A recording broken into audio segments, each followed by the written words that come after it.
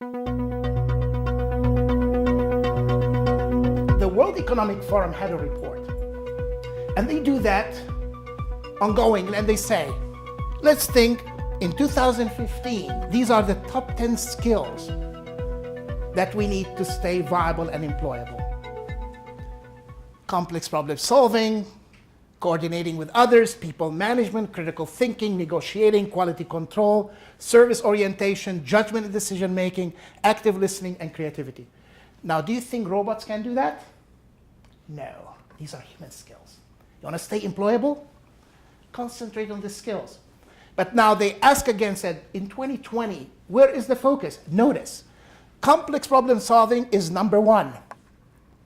But critical thinking was number 4, now it's number 2. Creativity was number 10, now it's number 3. People management moved a little bit because you have to have this before you deal, otherwise you'll be irrelevant. Then coordinating with others, that's also people. But notice something new, emotional intelligence wasn't on the list. They added it. Judgment, decision making, service orientation. Guess what? I read an article about Jeff Bezos. He said, your customer should be divinely discontent. I like that. Divinely discontent customer.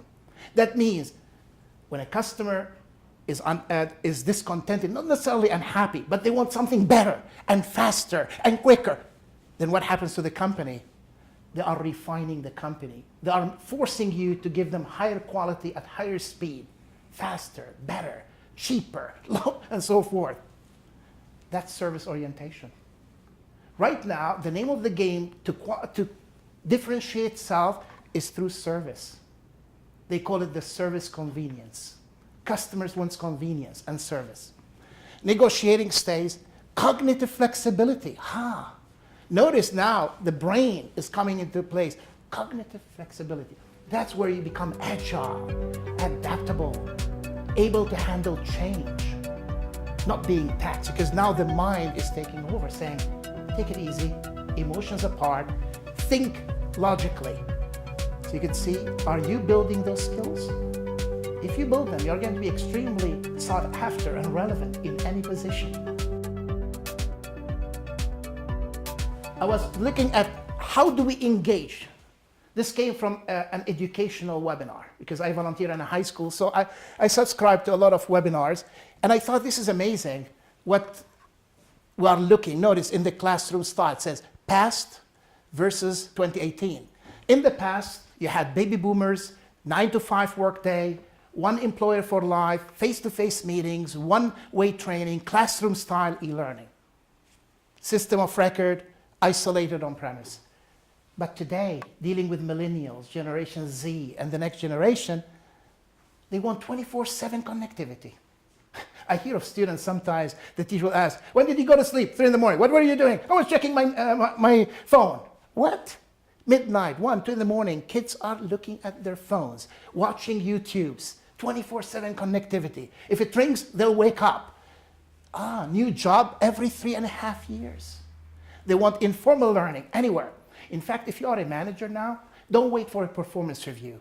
They call it right now micro-learning, micro-feedback. The millennials, the new generation, they want you, tell me what I'm doing wrong, tell me how do I do it, but don't go too deep.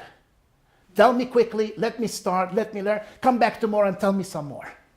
So 2-3 minutes, these are sprints. Personalized learning, social, mobile, video, gamification, they like to play. Now, systems of engagement, integrated learning, cloud, creative services, social intelligence, the currency of the new world of work. Wow. So it didn't say technical skills, that's a given. If you want to work in credit management, you need to understand what credit is. What is a credit application? That's a given. But how do you become promotable?